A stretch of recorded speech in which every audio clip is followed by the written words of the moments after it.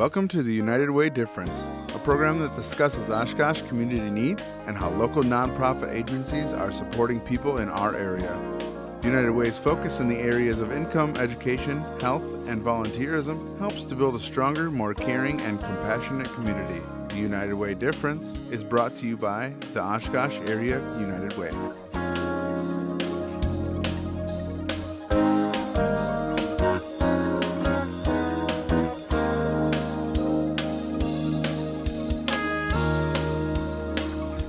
Hi, and welcome to the Live United, United Way Difference. This morning when I was getting ready for work, I was listening to the news, and then when I was reading the Oshkosh Northwestern, there was a report that 9 of the top 20 cities in, I gotta say this right, 9 cities in Wisconsin are among the top 20 drunkest cities in America. And the reason I'm talking with you about that is the data was taken from a Delaware company using the Robert Wood Johnson Foundation information and information from the University of Wisconsin Population Health Organization. So it's good data. And then the CDC later on reported that binge drinking or binge drinkers are 14 times more likely to be involved in alcohol-impaired driving. So again, the reason I'm bringing this to your attention is that my guests today are Sarah Mundi from NOVA and Chief Kurt Leibold from the UW Oshkosh Campus Police to talk with us today about the Winnebago County Drug and Alcohol Coalition. Welcome to the program. Thanks for coming here. Thank you. This is a pretty heavy topic, and then it just seemed so odd this morning knowing that we were going to be taping this program that this report appears. First of all, I know, Kurt, you said you had an opportunity to see the report. Did anything surprise you? You know, it really didn't. The only thing that surprised me is there were so many Wisconsin cities in the top 20. You know, this is, if you talk to anybody in law enforcement, they're going to tell you that they see this on a nightly basis in our cities. I'm new to this region. I've been here about a year and a half now. And it did surprise me the amount of drunken driving contacts that my officers have, the university officers have, in such a small jurisdiction within Oshkosh. Just some statistics, we had 61 drunk driving arrests from my officers, and my jurisdiction is within the city of Oshkosh, so it's just a small piece of it, and that's a big number. And let me ask, so you said 61? Yes. And those weren't necessarily all university students? Actually, the majority of them weren't university students. So they were not They university. were citizens just driving through our campus. Okay. You know, I think it has a lot to do with, you know, we've been hearing a lot about Wisconsin's culture and the culture of drinking. Sarah, how does that translate into other drug use then? Well, I think it translates into other drug use as it can be a stepping stone, the alcohol. I think it impairs judgment to the point where it invites the other substances to be a consideration for a lot of people. Okay. Whereas if they were not drinking, they may not choose to use the illegal substances that are available. You know, you always hear that alcohol, you wouldn't do the behavior anyway, and so you can't blame it on the alcohol, but if it impairs your ability to make good decisions, I would think that that would make it more difficult or to make a good decision, but easier to make the poor decision. Correct. Okay. As we move forward, I want to really talk about the Winnebago County Drug and Alcohol Coalition, which is what now it is called. And so we're going to be flipping through some slides that will come up on the screen to share more information about that. So right now we are called the Winnebago County Drug and Alcohol Coalition, but that wasn't always so, correct? Right. We started out back in 2013 as the Heroin Task Force. And that task force was formed after an alarming rise in heroin related overdose deaths at that point in time. So it actually quadrupled from 1999 to 2013, the opioid, how many opioids were dispensed in the U.S. So it kind of was in response to the Joint Commission having pain as one of the factors that was listed on, like, the doctor's scale. And in response to that, patients would say, like, you know, they rate their pain as 1 to 10, and that actually was kind of a factor in deciding like the level of care that you were receiving. So they would get more prescription medication to take away the pain, and then they became addicted? Correct. So a lot of times there wasn't that conversation on the front end that these opiates and these opioids that were being prescribed, there wasn't an education behind the fact that they were highly addictive. So you're prescribing them to young kids with sports injuries, people that just need a minor surgery, and you're having them leave the hospital with managing their own pain meds, and then some of them are becoming addicted to those pain meds, and then when they get cut off from them pain meds, they don't have any other substance to look for. They're looking on the street, they're looking for something to actually help them not be sick. Okay. And I know you probably don't have any statistics around this, but do you think that another contributing factor might be that if, as a parent, the parent gets the opioids for pain and they don't need them any longer, and rather than getting rid of them, that they might have them in the medicine cabinet, the kids find them and say, oh, I'm going to try this? Oh, most definitely. I think we've tried to assist somewhat in the Oshkosh area by having the drug drop boxes, but and where are those located? I believe there's one at the police department here downtown. Okay. Yes. And it's confidential. You just drop them off. And I know that I've gotten something in the mail about being able to. How do you actually?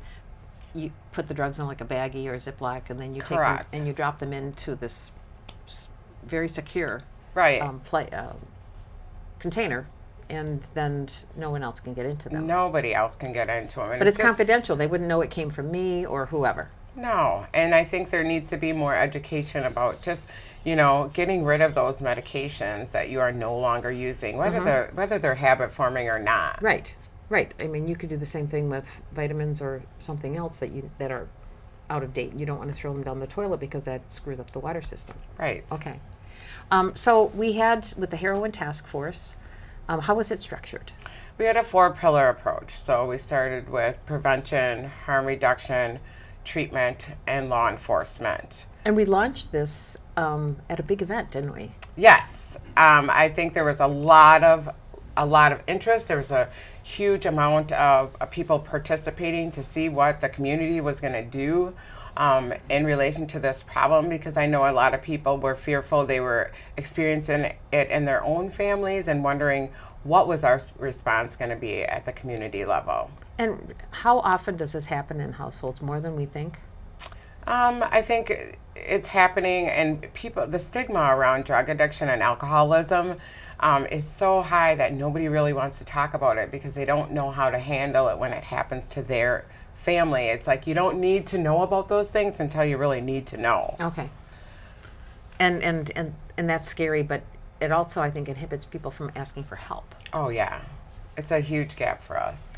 So the opioid deaths, on the rise? Overall prescription opioid drug deaths are kind of leveling off, and that's a good thing that's going on. The reasons why is because law enforcement is really cracking down on prescription drugs.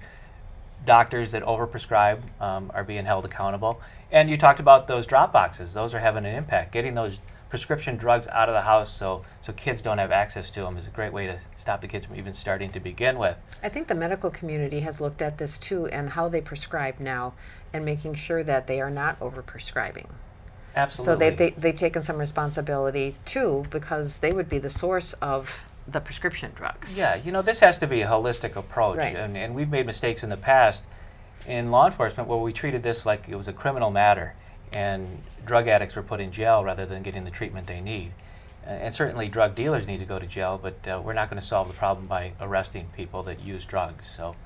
But as far as the overdoses for heroin, that's going up. And in this county, we're averaging about 28 in the last 3 years. Wow.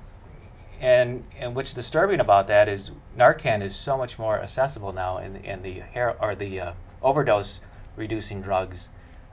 Well, and talk a little bit about Narcan, because some of our people might not know what that is. Narcan is a drug that reverses the overdose, and now most law enforcement agencies carry that with them. As a matter of fact, we have to keep it in our evidence areas because officers have been found to overdose just by being in contact with drugs like fentanyl. So if an officer starts overdosing, we have to have it to reverse the effects. And it's administered to the person who's overdosing. Yes, it is, and most of the time it's administered through the nose. But that it's is like an reducing. inhalant? It's an inhalant, yes, and that's reducing the number of deaths. So really, the numbers staying the same, but we're probably reducing a lot of those deaths that would have happened because Narcan's out there. Are we? Do we know how many times Narcan is deployed, and are we tracking that? You know, and that's part of our plan with this coalition is to start gathering data, and that's going to be one of the main points. We've applied for grants to get analysts in to bring Winnebago County data together. That's going to help us focus more on what our priorities should be. Okay. This is our new branding for the Winnebago. So talk about how we went from the heroin task force now to the Winnebago County Drug and Alcohol Coalition, because that was a shift. Yes, there was a shift. We shifted from the 4-pillar approach, and we put together a new mission statement, being that we wanted to prevent and reduce drug and alcohol use by empowering our community to affect individual and social change through education, advocacy, collaboration, and the coordination of resources. So it's a more of a macro level approach.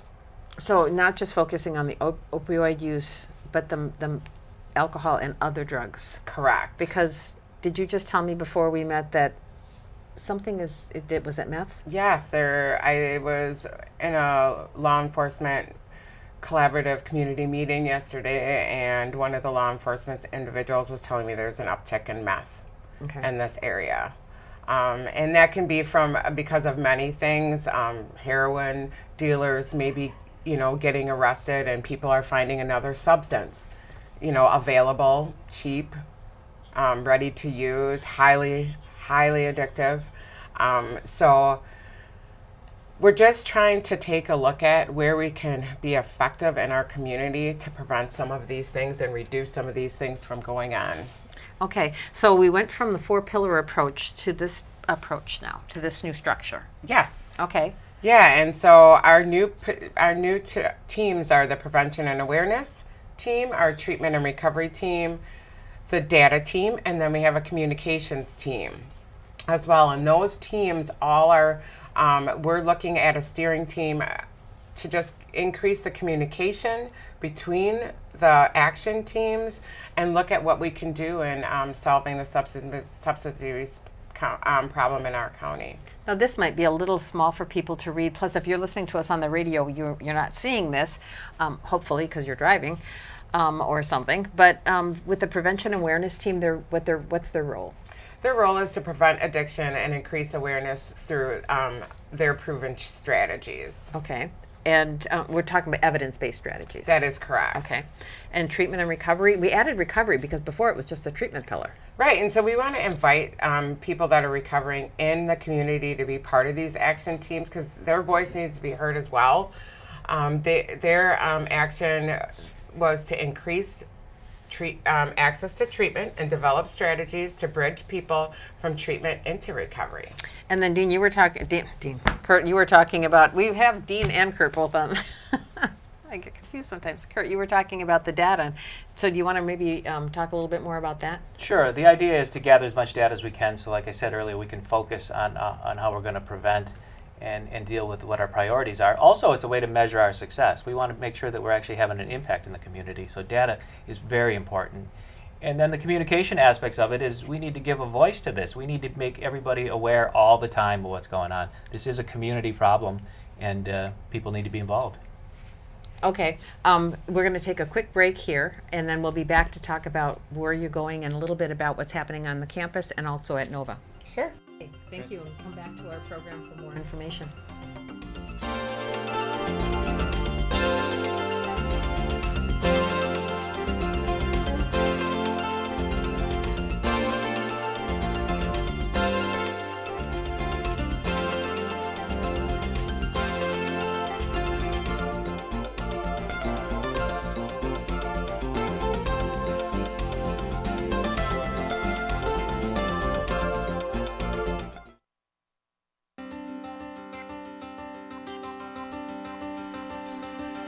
It's not a charity, it's more than a charity. It's about helping people we live with. It's about being the type of person that the 6-year-old version of ourselves wanted us to be. It's about community and looking out for one another. It's about money, yes, but it's so much more than money. It's about friendship and common values. It's about opening doors when others are slammed shut. It's about giving kids a place to be kids and growing up knowing they live in a community that cares about them. It's about making sure that everyone gets to see the dentist, because we want to make sure that they have every last tooth in those smiles. Ultimately, that's it. It's about the smiles, old smiles and new smiles. It's about us, all of us, our community living united, because great things happen when we live united. Will you join us?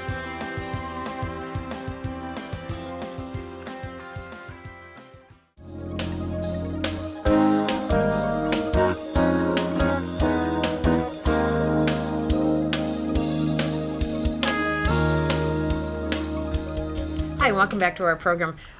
We're talking about the Winnebago County Drug and Alcohol Coalition. My guests today are Sarah Moondy with the Nova. She is the Marketing and Business Development Director over at Nova, and Kurt Leibold, who is the Chief of the University of Oshkosh Campus Police. I'll get that out. I'll spit that out right.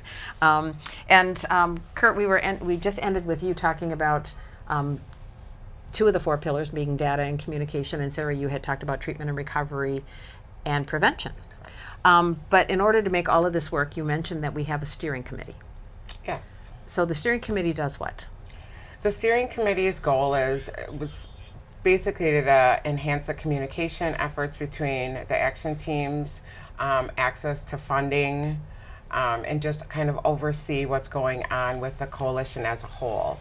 Okay, and then in order to keep this going, we actually have 2 backbone organizations. Correct. And?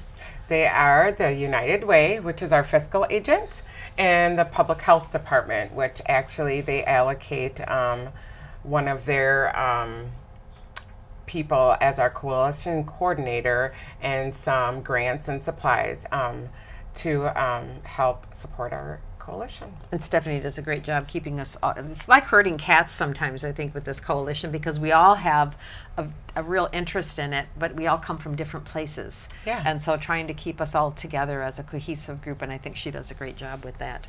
Yes. So let's look at some statistics about drug-related deaths. It looks like we had in Winnebago County back in 2009, and I apologize, this is a little bit small for the people on watching it on TV, but in 2009 it looks as though we had 16 deaths. It dropped down a little bit, but then in 2012 it jumped up to 26.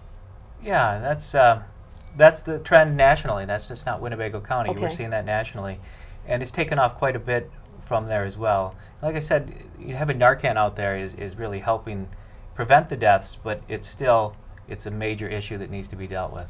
And so then it pops back down to 14, and now as of 2016, at the end of 2016, we had 28 deaths. Yes, and again, you mentioned that earlier too, and it could be more if we hadn't been deploying the Narcan. I'm sure it would be. So if people want to stay in touch with the Winnebago County Drug and Alcohol Coalition, how would they do that, Sarah? We actually have a website at www.winnebagodac.org, and we have a Facebook page, and you can also contact a number 920-420-6831. We have an email where you can access us. Okay, and just to give you a little look at what the website might have on it, we have resources. Yes, we have the treatment guide that can be downloaded and when our meetings are. Information about the action teams. Does it say what each action team is responsible for? Yes. Okay.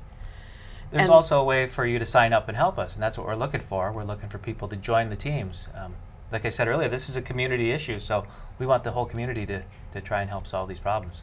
I think my big aha moment in one of the meetings was when either you or one of the other people in law enforcement said that we can't arrest ourselves out of this problem. It's more than just law enforcement. And that's absolutely true, and we've learned that from history, and I dealt with it myself personally in the early 90s in Milwaukee, where I policed, dealing with the crack epidemic at the time. Mm-hmm. And law enforcement made mistakes, and what we ultimately did was contributing to ruining families and incarcerating people that actually needed treatment and jail wasn't the place for them. So we have to learn from those mistakes, and we also have to learn that it's a collaboration. Public health wasn't involved back then, and it should have been. Yeah. And now it is involved heavily in Winnebago County. And one thing that Winnebago County has going for it it's a real positive is the collaboration here. And it's better here than I've seen anywhere. So that's a good thing. Well, and I think you need Department of Human Services, which you've already, they work well with the Department of Health, and then, Children and Families, and so it all comes together. Absolutely. Nonprofits and all those agencies working together. But even the collaboration between the Oshkosh Police Department and the University Campus Police. And you see it, all the chiefs in Winnebago County working together on this issue. So that's a great thing. To see the hospitals collaborating is something that I thought I would never see, and that's awesome. Right. And the reason that we would not necessarily expect it is because of those HIPAA rules. Absolutely. It's not because they don't want to. Right. It's that they're regulated against sharing information many times. Mm-hmm. And so we want to make sure that, and they found ways to be able to do that by taking names and things off of information, but then being able to share just the data. So you mentioned, Sarah, the Facebook page, and so people can like us on Facebook and learn more. Yes. And we just recently held another event where we really talked about our successes so far and pretty much laid out the new plan, the new... Yes. So that was kind of our kickoff event and introducing our new steering team and action teams and our call for help to the community and talking about the successes. And I know one major success was the Rethink Addiction Run that came out of the Prevention Committee. That fund has been instrumental in bringing people together in the community. It's a healthy event. I know a lot of people in recovery and treatment and community members have signed up. We had almost over 1,000 people for a 5K and a 7-miler last year. So this year in September we'll have another event, and we're looking forward to seeing lots of community efforts in that. That's good. And there are a couple of other initiatives. We have this Law Enforcement Addiction Assistance Program called LEAP. Yes, this is a program that's Dean Smith, the Chief of Police in Oshkosh, as well as Sergeant Joe Framke, who runs his narcotics unit. They're modeling after what Appleton's been doing and also what they started out on the East Coast. So that was going to be my other question. We're learning from other communities. Absolutely. Yes. And it's exactly what I was saying earlier, is that this is a way to get addicts into treatment rather than incarcerating them. And that's a good way to get a good segment of the population that's causing some issues treated and out of the picture. So this is a way to get treatment to people that want it. And law enforcement's taken the lead on this, and it's working so far. It's having success on the East Coast, and we're waiting to see if it's going to have success here. And I'm assuming it will in this region as well. I think if we're as committed as we sound, we should be successful. Mm-hmm. We also have worked with the District Attorney's Office, and there's one other one I was just thinking of that we've been working with. It'll come to me. Sarah, how are we getting parents engaged and getting their support? I think we actually have a parent on our steering team that is pretty instrumental, and she's reaching out to parents in our community and just having the conversation and kind of guiding them where to have support if they do have a loved one that's suffering, if there is treatment that's wanted, how it can be attained. I know that there was the Real Happy Hour, I believe, that was introduced from the Heroin Task Force, and that's just families coming together, having a meal, and having that conversation about how was your day, what did you do during the day with your kids, and just everybody kind of taking a moment to reflect, together on where they're at. I think in this day and age, you have a lot of single parents running the home, and you have a lot of people with all these different activities, and I think we're running here and running there and forgetting to take a moment and just regroup together as a family unit, which is very important in, I think, young and old people's development. Right, and it's a good time for families just to reconnect and maybe slow down. I mean, I've heard of families saying no electronic devices at the table any longer during the Real Happy Hour. This is the time just for us. Yes. And it's also, I think, time to share a healty meal. Because sometimes, when you said families are on the run, they're stopping in fast foods and picking fast foods up. We're going to shift gears just a little bit and talk about what you do in your other lives. Yes. So, Sarah, you're with Nova. Yes. And let's talk about what Nova does. So we are a 28-day residential program. We're a 50-bed facility. 10 of our beds we're a 501c3. Our mission is the best quality care at an affordable cost. Okay. And your programs, some of the things that you do? We do have a residential program. So how long would somebody stay in your residential program? 28 days. Okay. We are a medically monitored treatment facility. We have licensed counselors and mastered level clinicians, and we are abstinence-based. Okay. And we had mentioned that it was 50-bed facility. What's the difference between Nova and Terra, or you're one and the same, but you just call Terra? The Nova program is the 28-day residential facility. The Terra program is a 90-day program that which our clients can come and go and achieve work and kind of put their recovery tools to work. Okay, and then just some pictures of your facility. It's very nice.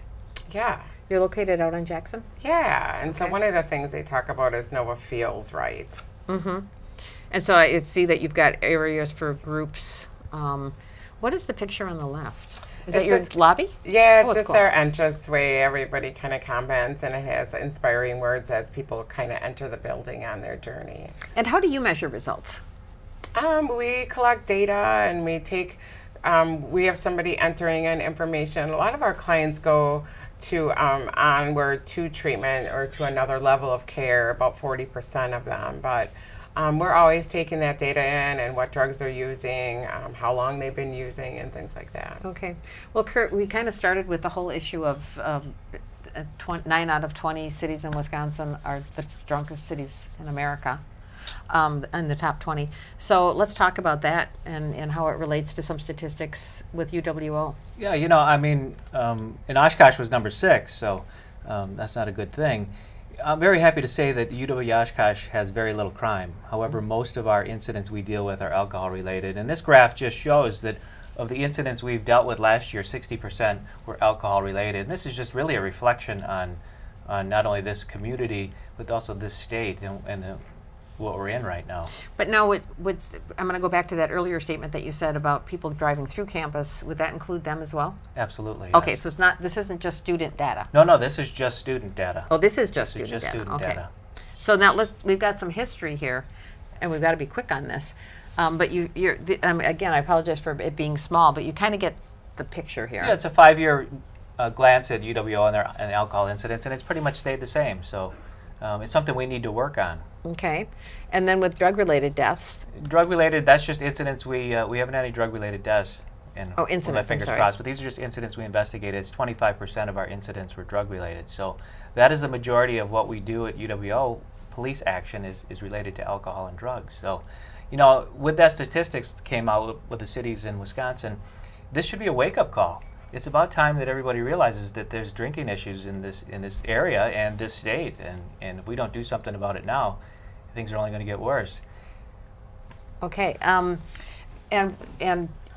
we're trying to do that through the Winnebago County Drug and Alcohol Coalition. We're trying to measure the data. Are we measuring the right stuff? That's a good question, and I don't think we're fully going to understand that till we get all the data together and then do a good analysis of it and see where to start. So again, if somebody wants to get involved, how would they get involved? Our website is great. Just go to the website and you can sign right up to any committee that suits what you want to do or how you want to help. There's a lot of ways to help. Okay, and again, in order to do that, they can contact us at the Winnebago DAC@gmail.com, or they can call 920-420-6831. Yes. Well, thank you for being on the program. I'm hoping that people really understand the significance and the importance of the issue that we're talking about today. It's a very tough issue to talk about. And thank you for watching our program.